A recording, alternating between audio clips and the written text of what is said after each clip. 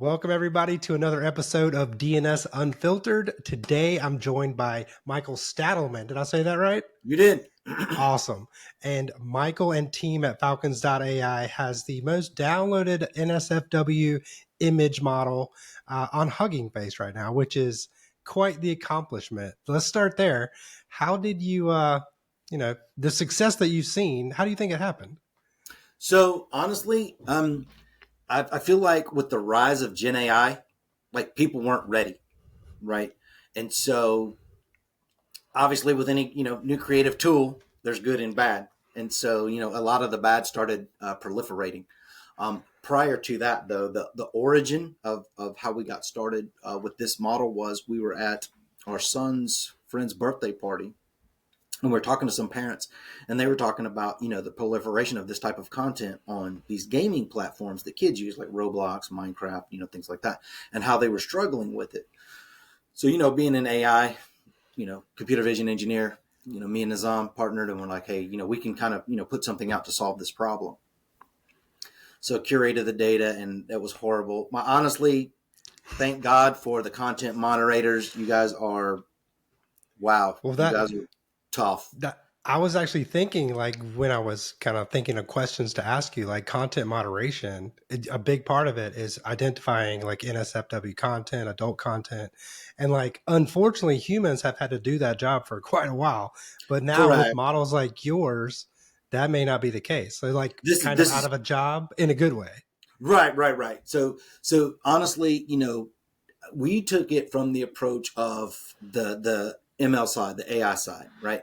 So it's not just, grab up a bunch of illicit images, throw them in and train, right? So there has to be, balance, and you want the model to be trained appropriately.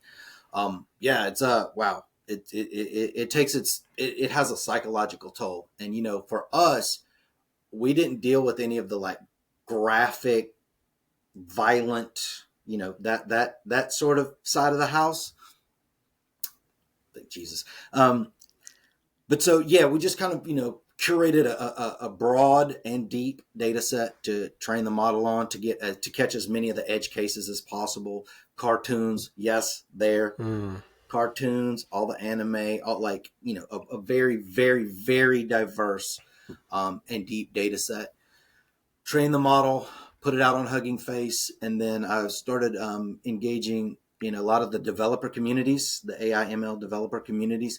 And honestly, that's where I think the majority of the kind of initial surge came from, is because a lot of these smaller developer communities, they talk to each other, and they're, developers span the globe. And they're like, hey, I'm having this problem, in a Stack Overflow exchange or whatever. Hey, does anybody know of a model I can use really quick? We have this, customer portal, and people are uploading some wild images. Does anybody? And so they're like, oh, hey, this, open source model on Hugging Face, it's really good. And so that's where I think the initial traction came from. Spin it around to, earlier this year, late last year, the whole Flux model came out, stability, Excel model, giving people the ability, all the uncensored versions of those models too started coming out, giving people the ability to generate this type of content on the fly. I mean, even with regards to, like, I don't know if you're a parent. I'm a parent. We've got 8. Yeah, 4-year-old. Right. So when you start talking about the incident in, I think it was Nassau County, New York, where the high school student got busted for creating deep fakes of, girls in the school. Friends. Yes. And so I think with the rollout of all of these Gen AI tools for the good, there's also, the crevice was deep, right, for the bad. And so that's kind of where I feel like a lot of that stuff started picking up, a lot of the, popularity, because, when you start looking at paid API services, they get very expensive, when you start doing a per image, right? So if you're spinning through, directories or something like that, it's cost prohibitive for, SMEs, small business, independent developers, things like that, to actually justify the cost of paying per image. So if I have something that's, 95+% accurate across the board, with high confidence, I'm okay, deploying that. And so that's honestly the take on it. And as of today, we are at like 160 million downloads over the last 30 days, as well as our total download amount is 500 million. So 500 million. And that's across all your models. So what are your Correct. I have a few questions stemming off of what you just said, but start Yeah, with go ahead. what are Yeah, the other conversation. well, so like you have you've used your model to identify NSFW content. I'm curious like where Correct. the line is between like let's say like a bikini and like nudity. Is it that sophisticated? So the way we've trained our model, our current version 2 model that's actually not on Hugging Face, is the commercial version, is we added a layer into the model for contextual awareness, right? So a bikini may not, it may or may not be NSFW. Some bathing suit attire is a little This is true. NSFW. This is true. So there's kind of two parts to that, right? And we in our human brain we know this, but you have to kind of spell this out for the model. So a lot of it comes down to not just the attire, but the disposition of the person wearing it, right? So you can have Mm, a outerwear, swimwear, lingerie that kind of rides the line, but if it's in a suggestive pose, it pushes it over the line. wow. So yeah, so that's the benefit of adding that contextual awareness piece into the model, is it gives it kind of more of a threshold to say, okay, this is on the line. It's right up to the line, so it's not really NSFW. But if the way this person is posing is suggestive, then push it over the line. Right. So is there like a statistical likelihood, like a percentage that your model Yes. spits out? Yeah, Okay, it so gives you you're a like confidence. a confidence score. So like I'm like, okay, I've got like a site for parents. My threshold level is very, very low. Like 10% confident is fine with me. If your Right. model thinks it's, a very low confidence level, I'm still gonna block it. Other sites Right. may have a Well, range. That's really cool. yeah, so you can actually, so the user ends up, gets to set the threshold, right? So that's why the output is JSON, and it's just, what the predicted label is with the confidence score. Well, in your solution, you can say, okay, I need that confidence score to be, 90% either way. Or even if it's 61% that it believes this is, block that, right? I don't want Hmm. any chances. So where that comes into play is you look at things like school systems, right? So our newer model is able to run on device, say like Chromebooks, laptops, because it is low power. And so with the school system, you would set that confidence like ridiculously low because you don't want Yeah. anything even remotely. Now, is it going to flag, probably a Barbie doll in a bathing suit with a low Yeah. threshold? Like Of course. But whatever. you accept that to prevent any of the other things from slipping through, right? So like I work in cybersecurity and Yeah. there's a lot of vendors out in the space. I actually work in marketing, so I understand this more than most. There's Right. a lot of let's say talk that is like AI, like AI security, AI base, AI this, AI that, and your model is one of the I mean, maybe not the first, but one of the early things that I've seen that are like actually AI is being used to combat bad behavior or the bad guys or however you want to So phrase that's it. our thing, So, right? If you read my shirt, AI for good. oh yeah, AI for good. Yeah. And so for us, it's, these tools can be used however, we don't get into any of the crossover into the physical. And what I mean by that is we don't get into like, robotics or anything that can have physical impact on human life, right? That's kind of like off limits for us. And so we look at AI for good. How can we deploy these solutions to people that may have this problem but don't have a way to address this problem? So one of our earlier products is Precise AG. And there's a problem with bird flu going on right now. People want to know why egg prices are high.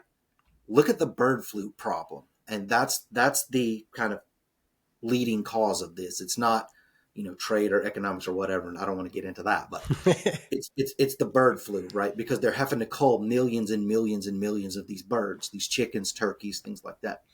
So our first application was Precise AG, and it was trained on a data set of visual symptoms of bird flu. So it allowed rural farmers to take a picture of a chicken, and at a cursory glance, right? It's not, biological and 100% accurate. So at a cursory glance, take a picture of a chicken and see if it's giving off visible signs of bird flu. And if it does, then you need to separate that chicken or whatever. And it goes in the realm of contagion management, right? Wow. How many farmers have the ability to curate a data set, understand the mechanics of actual computer vision model Zero. training? Right, right. And so, the ability to, and it was, downloadable through your phone. So it was small footprint, low latency. So if you were, out rural, limited network capability or limited network bandwidth, you were able to still use it, right? So that was just, that's kind of how we're geared, is how can we deploy these spectacular solutions to solve point problems for real people in the real world, right? So And what are you some look of at, the go what are ahead. some of the other models that Falcons is working on? Not that you're working on that are done. We'll get to the Oh, working on yeah, later. yeah, absolutely. So another one is from a linguistic perspective, right? Last year was the biggest election year in human history. There were so many countries that were having elections last year, and so being a parent, you start looking at what type of language is filling the air of your home, from coming off these devices. So I started looking into it, and you could do like advanced linguistic analysis. It's really eye opening. But a lot of the content coming out early last year, as you would probably understand, was a lot of Hmm. fear mongering. And so what we did was we curated a data set of just kind of signals and identifiers that would kind of I guess kind of signal fear. Somebody trying to scare someone into something. And so we trained a model, gave it away free to journalists, reporters, academics, researchers, to be able to analyze political speech, any type of speech. Now, I don't want to even just limit it to political speech. Newspaper articles, YouTube video Just feeds, things like that. inflammatory in some way. Correct. Like, why are you, because I look at it like, why are you spreading fear? Right. So it's either one of two things. You're either doing it to protect me, or you're doing it to sell me something. Right. And so what is the need? So I always try to pride myself on giving people actionable information. Right. And I think being in IT, that is our job, right? Even, cybersec, you're safe or you're not. This is taken care of or it's not. And here's why, right? You try to give people, you know, legitimate fact-based status of their systems. And so from the fear mongering, like I said, it's pretty rough. Like I even did a YouTube video where I showed, somebody how to just use Gemini and spin up a really quick fear mongering detection that you can just paste in a YouTube URL, and it'll basically catalog everything that's said during that YouTube video as fear mongering or not, right? This is what I love about AI, the current state anyway. It's like there's a lot of happenings in like the open source side of the house. So like take your fear mongering detection model. You can use that to analyze the sentiment of a YouTube video. That's a great Absolutely. option. Like YouTube could add a little, how inflammatory on a scale of 1 to 5. Correct. Correct. Or it sounds like you could also use it to say like do ad blocking for ads that are trying to scare you into buying something, which are not always scams, but a lot of times are scams. Right. I got another use case. So I was contacted by a physician, and he was saying like a lot of his patients are older, and he was asking, was there a way, specifically to your point right now, is there a way to deploy this model like maybe on like a TV, or the fear mongering is a little bit too big, on like a TV or their Like a YouTube meter. feed, right? To kind of show his patients the content that they're watching and its direct impact on their stress levels in real time, right? If they have Wow. the Apple Watch, right? Because, see, we don't think about things like this. What we consume does have a psychological impact on us, and psychology translate to biochemistry, right? So if you're constantly hearing, oh my God, you should be scared of this, you should be scared of that, you should be scared of this, your stress is going through the roof. And it may be a gorgeous day outside and nothing's really happening in your general vicinity, but you're, you know, locking yourself in the basement, grabbing cans of food because you think it's the zombie apocalypse outside, right? So those are the things that I feel like the open source community. That's why we constantly contribute to the open source community. that the open source community can build and develop that allows other people to collaborate and compound and build solutions out of that actually solve certain problems, right? So we came at it from a journalistic research perspective, but then out of the blue, here's this physician saying, "Hey, you know what? This is actually affecting my patient's health, and they're older, so they're more susceptible to the impacts of higher stress environments." So you're creating like these foundational building blocks, and other Mm-hmm. people can come along and build the tools on top of that. Absolutely. And I'm curious, like, so you mentioned bird flu. We've got the NSFW model, fear mongering. There's one called chaos engineering, which I'd love to hear about. But Oh like, yeah, yeah. how do these how do these ideas pop up? Are you guys like just messing around and talking about what would be cool, and like all of a sudden you're making it? Is that what happens, or something like a physician calls you, your friend says something like? How do these let's just call them categories come into existence for your team? So I try to be, and you'll understand this more than most being in cybersec, acutely aware of all of the fringe, right? What is, because the core has been taken care of, right? Mm, There's solutions wrapped around solutions, around solutions, around solutions, and branches and tangents of those solutions. But I feel like as human beings, we kind of get complacent with what we see and what we know, right?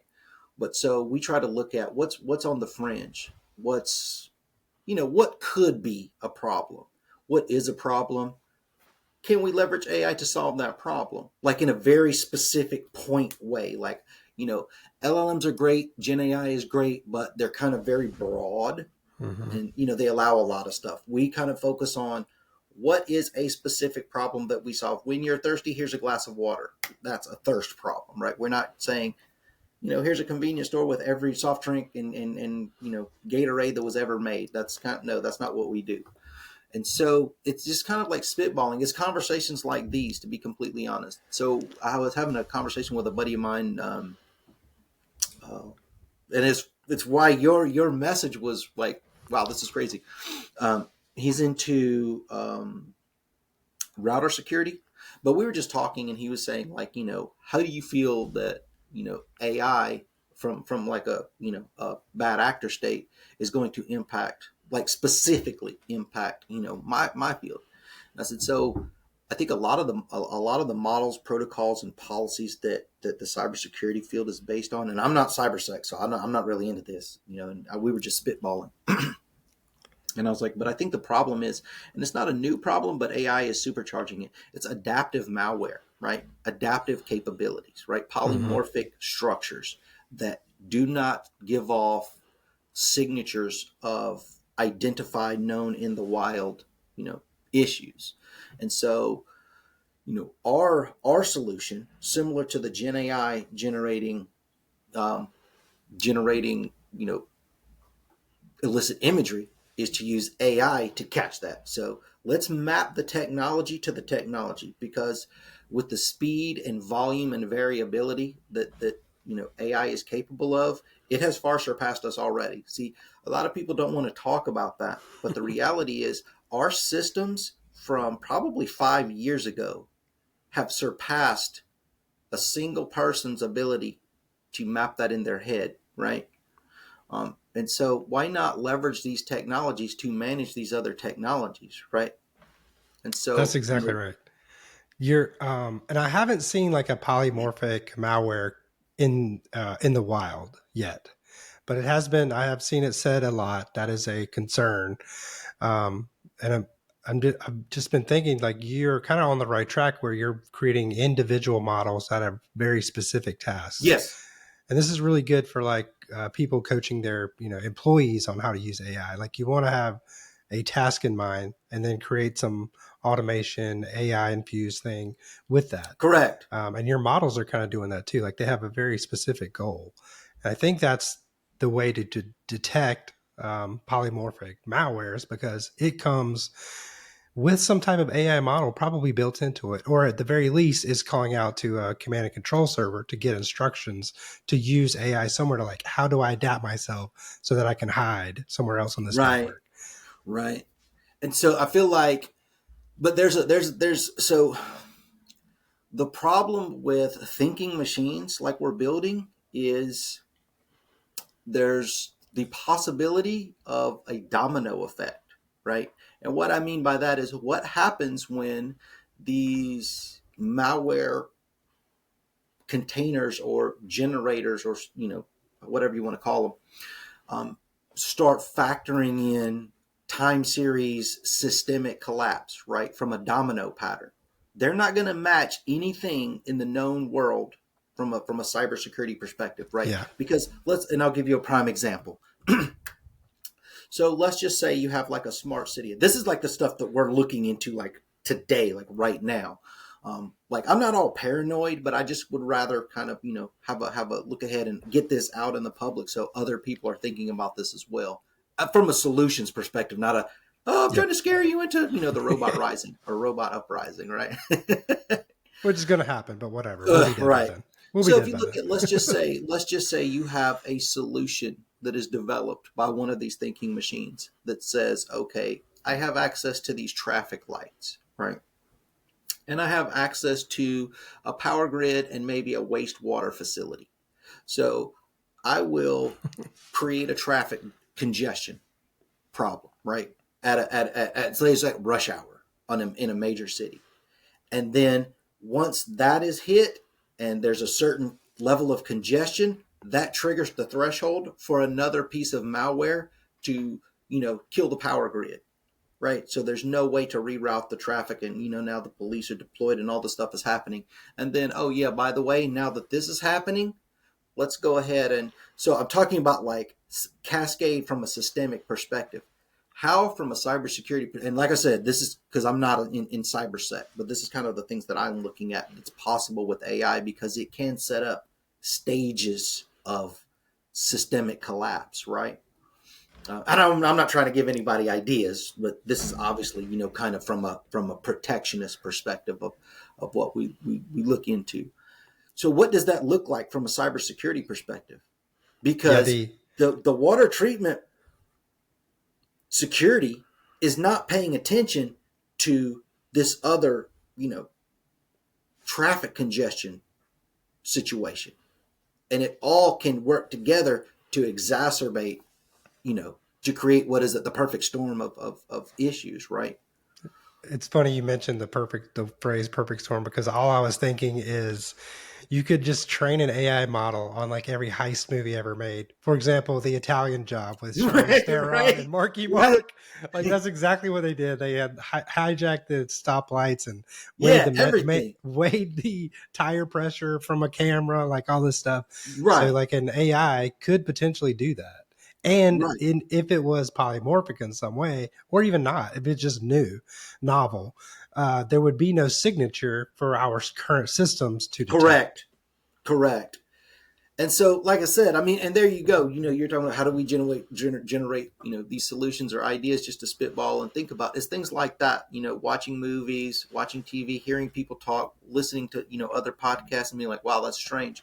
In my other podcast, I was talking about. I think Tom asked me basically the same thing, and I think you have to be super curious, right? I like to hear nuanced words in a manner that maybe I hadn't heard before in that specific context. And I'm like, let me go look that up. And so then that, runs me down a rabbit hole. And I'm like, okay, well, if this is the good, obviously the yin and the yang, what's the bad? Okay, if that's the bad, how could we develop or deploy a solution to prevent at least one part of this bad from happening, right?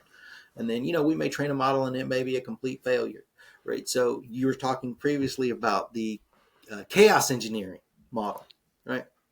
Yeah, what's that one So do? yeah, in basically like a systems uptime, systems reliability, stress testing scenario, you can kind of engineer problems to integrate into that system and see how your people or your systems respond to certain, failures or chaos that gets applied. So it helps like IT directors and solutions managers, your network managers, applications, server managers, kind of become more robust because now they have roadmaps of things that they've already tested, already trained. They know where the breakpoints are. They know, what the limits of the stress are on these given systems in certain conditions. And it just generates, these things that these certain scenarios for leadership to plan for and test, right? So your chaos engineering model is perhaps the precursor for the AI to learn how to use strategies from those heist movies to actually take over the world. Correct. But the great part about that is it's also okay, generate, 9 million different, when you have Mm-hmm. enough compute, generate 9 million different scenarios on how to, crash, bypass, uh, uh, uh, generate some adaptive code, some polymorphic structure to wreck a DNS filtering system, right? Yeah. And then you have that data set that gets generated, and here's what, oh, okay, this is all possible. Now you take that and you say, now come up with preventive measures against all of these, and I need like a 3 layer. So we talk about uh, encapsulating the problem, right? What's the smallest number of sides of a shape you can get that totally encapsulates a given thing? And that's a triangle, right? 3 sides. So that's kind of rule of threes for us. Okay, so now that we have this scenario or this specific instance of a threat that could be used to, wreck a DNS filter or bypass a DNS filter. So what are the 3 points that we can use to, isolate, mitigate, identify, isolate, what, the whole steps, right? So increasing mean time to resolution and, mean time to detection first, and then mean time to resolution secondary. Well, I would implore everyone listening to this to break out that chaos engineering model and run it against your systems just to see what happens. If I mean, if Absolutely. you if you know anything about how the world's internet works, it's like BGP, DNS, a few underlying technologies that are kind of fragile. And when Very. they go down pretty hard. We just saw just last Yes. week half the internet was down because two companies had BGP errors or some type of sinkhole thing. So like it wouldn't take Right. much for that chaos engineer model to point out some vulnerabilities. Right, and I think so. These are the things, like I say, I always try to give out like actionable information, right? So here's a model, and here is a decision point that it will get you to, right? And so with regards to the chaos engineering, if Mikey decides to run this, he has actionable information. Here's our weak points. Now we need to start planning around what we need to do to shore up these weak points to give us not just a competitive advantage in the marketplace, but also give our customers even more peace of mind, right? Because if you look at it, I feel like, and I don't, not like we're high on our horse or anything, but I've always felt like IT is, and that's a broad domain, right? And I'm showing my age. IT are the parents, right? So companies, corporations, organizations, people, they don't want to have to worry about that stuff. They just want to get on and Yeah, do what they do, right? new And so stuff. your Like, job as a oh, I don't want to parent, do that. right, Yeah. your job as a parent is to make sure that's available and all of this other stuff is, protected against. And so that's kind of, for me, and I feel like, I do need to get more into the cybersec space, but with AI the way it is and ML the way it is, I'm kind of like, information overload right now. Well, I am curious. You mentioned the phrase "high horse," and I can definitely tell that you're like very humble about the success of Falcon's AI and your various models. But I am curious, what has the success like most downloaded model on Hugging Face? Half a billion downloads Yes. across all models. Like, that's pretty high success in the in this emerging AI field. What has that meant for you and your company? So honestly, it's kind of been odd, because and what I mean by that is, so to have that much success in this space in the time, it kind of triggers a disbelief. But we don't control Hugging Face. Like, Hugging Face just got what, 4 billion last year from Amazon. Hugging Face is Hugging Face. They're their own thing. It's just like GitHub. They're their own thing. Um, and so I don't believe it. Kind of like what you would expect, right, from a small upstart to be able to achieve those levels. But like I tell everybody, it's a point solution. That's why it's not. We don't try to do it all. We're not competing with Gemini and Claude and OpenAI in that space. It's a very specific, very lightweight, very point solution. That's the success. I know what I'm getting. I can say yes or no. That's the decision point this model gets me to, and I'm done. That's all I need. But I would argue that the point solution, you have various points, various models available that do specific things, like we were just saying. Like, I think that is probably the future of the AI tech, AI models that we have, because 1,000,000% agree. yeah, like if you think of, like, let's not make fun of the Apple lady in the tube, but Right. she's not so great. Everyone knows she could be better.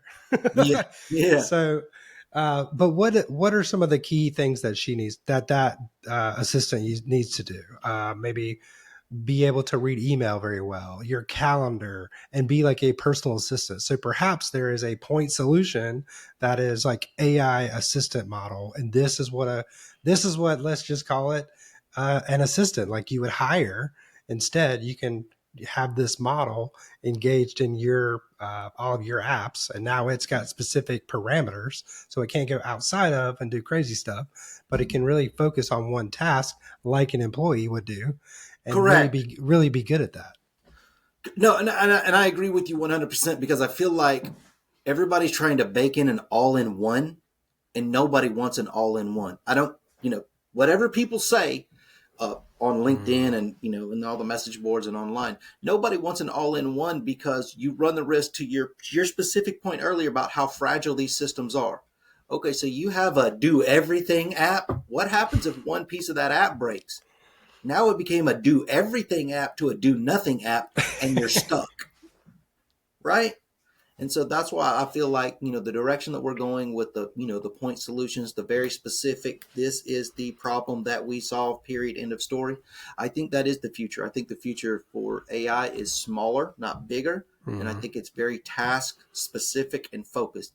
What that allows is a la carte, right? So when you go to, I look at AI, I look at, systems solutions in general like a buffet. When you go to a buffet, do you eat everything? You can try No. it, but you got to go to the crab legs first. Yeah, right. So my point exactly right. You have the things that you know will solve your problem. I want to start off with the crab legs, and maybe by the end of the day, I'll go down to the I'll get mussels back to and the mac and cheese. clams or something. Right.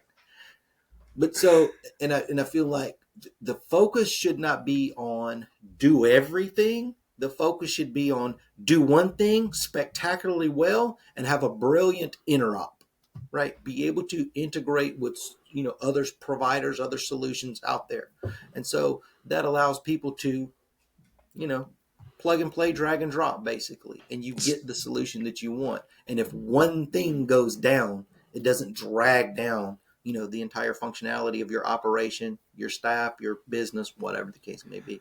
Well, what are some of those points that those focus points that Falcon's AI is looking at next, if you can say?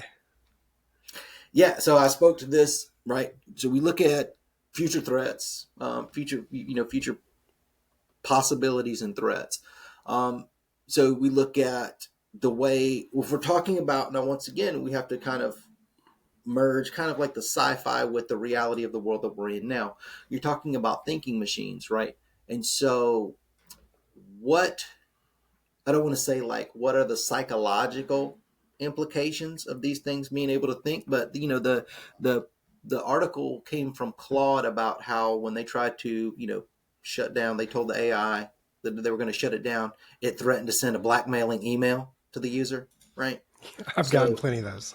right. So you look at like, okay, so what is the possibility that these systems and solutions and everybody's deploying all these agents? What are the possibility that they develop their own emergent language patterns? Gibbernet or something. What do they call Correct. it? That's just one that we know of. Yeah, But now right.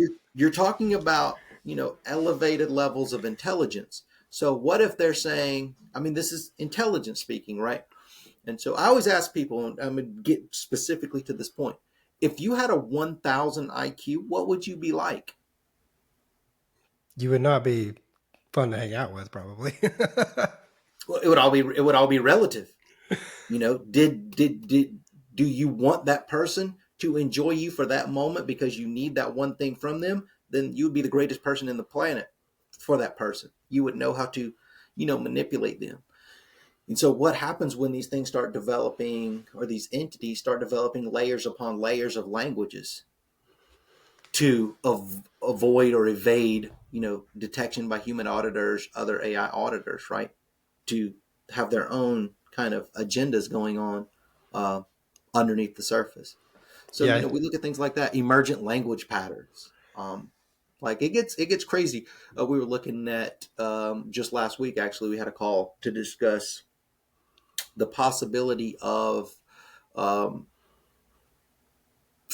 historical drift, right? And what I mean by that, or not just historical, but curricula drift. like who wins the war gets to write the history books. No, I mean, yes, but even worse, right? So if you look at like curricula drift, so we all have, X textbook put out by, this publisher, whatever. So what happens if over the next 12 years, and I don't even think it'll take that long, right?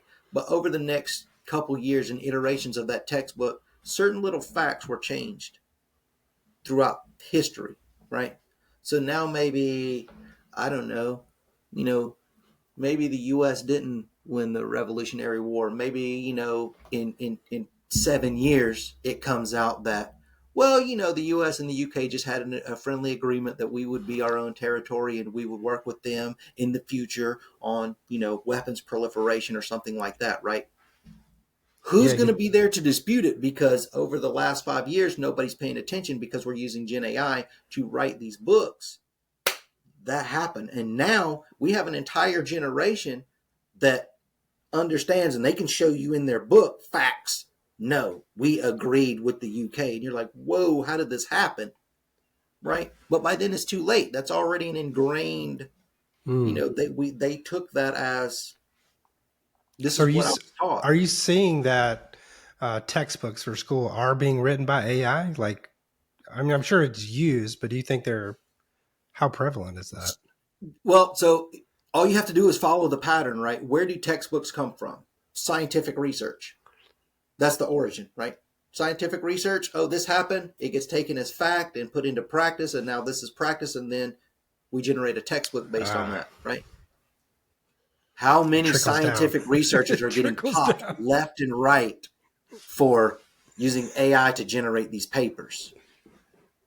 So thank goodness that you and your team are thinking about that. And it's I think possible more this is people need to already think about it's possible this has already happened with just human iteration on it. Of curriculum. course. Like the Of facts of course. history are muddied and blurred. All the Um, time. so It how would depends on you whose narrative you want to push, right? right? Who won the war? They'll tell you. They'll Right. tell you what happened. Right. Right. uh, Right. so I want to get into a tiny bit about like how you actually train these models and like thinking of that curriculum example. How would you would obviously need a huge data set of historical text. Yes. You would, this is from this year out of this book, and this is from that year, for spanning hundreds or however many years you can find Right. of original source material. And then you could say, take one little fact that started in like 1902 and then follow it along to That's exactly how we would do it. 2025. And like, what was the drift percentage? That's exactly how we would do it. So you look at like, okay, so here's this text corpus, and it may not be an entire book, right? We would do it like, maybe chapter by chapter, depending on how large the chapters were. Identify the fact-based statements within each one, and then Hmm. map those over time, and then say, okay, did this ever change? Was it blurry? What was the percentage of ambiguity that was added into that statement? Things like that, It's like and a then game of telephone with history. exactly. But we need this. This is Yes. critical in an increasingly information driven age. We need to identify immediately when no, the facts have changed. This is inaccurate. This needs to be shut down immediately. Right. So if someone wants to train their own model on, they have their little pet project, something comes Mm-hmm. across their desk. They got a friend. It's like the new I have an app idea. It's like I have a Right. model Yeah. Yeah. idea. It's an Oh AI yeah. model Oh yeah. idea. Yes. So Yes. like how do you like actually go about mostly asking for myself, how do you go about doing this training? Obviously you're gonna need some, massive GPU computation, something like that. You don't. Maybe You don't. You oh don't. And here's a funny tell me story. Right. more. The model right now that's wildly successful was trained on an Alienware Area 51M laptop with Ubuntu as an operating system. So Now, what, do you I'll have be like honest. PyTorch and some other stuff on it Yes, or what? yes, it took, yes, it took five Like it took days. 6 months. Oh, it took 5 days? It took 5 days just running. I mean, I thought I was going to melt it, but it took 5 days to train the model. Once we got all the parameters set the way it was going to give us the best results. And you start small, so you start with a small data set. So from an image perspective, what we do is we architect the model, and we'll just run a quick training on like 2,000 images, and then run a test. Okay, how's it doing? Okay, let's expand it to 10,000. Okay, let's go to 20,000, 40,000. So we keep doubling the image count to Hmm. see, if it's the data or the parameters. And then if the data doesn't, adversely impact it, but the model's still not performing, okay, we know it's the features. We need to adjust the features, batch size, if it's a VIT patch, epochs, number of epochs, Mm-hmm. learning rate, things like that. So do you But so eventually have to like upgrade all that hardware to something more robust? To like something in yeah, the once cloud or once we rent get or? to yeah, absolutely. So I think our current limitation locally is probably like 200,000 images, or a substantial data set size. But once we get the model working with that data set size, then we know we can push it up to either AWS or GCP, whichever one we happen to be using for that specific project, and then explode the data set But you can out to. start on a laptop. That is really cool. Yeah, yeah, absolutely. A funny How story. They used to be able. There was. I don't know if it's still there, but so there used to be a Python library that you could download an IDE onto your Android device, and I've actually architected a very small model because I was traveling. So I'm like, oh, you're like okay, on a plane yeah, training your model on a architecting it. Yes, Galaxy S something. right. Right. It was the first Galaxy Note version. Actually, is what I did. That's awesome. Yeah, I mean, So if you have any ideas, it's relatively easy. I would say be careful, because I know the thing now is vibe coding. Be very careful with that, because you become beholden to that provider, right? hmm, Be very careful. So if you use Lovable, which is great, you could use Gemini. Replit. Replit agents are really good. Firebase, that's the one. Firebase Studio, they're all really good in their own way, but you have to be very careful, because once you check that box and put your credit card in there and you start getting really creative, be careful, because those costs are going to spin up really quick. And you know, I'm sure yourself, one misconfigured server that can run up your bill really fast before you even know it.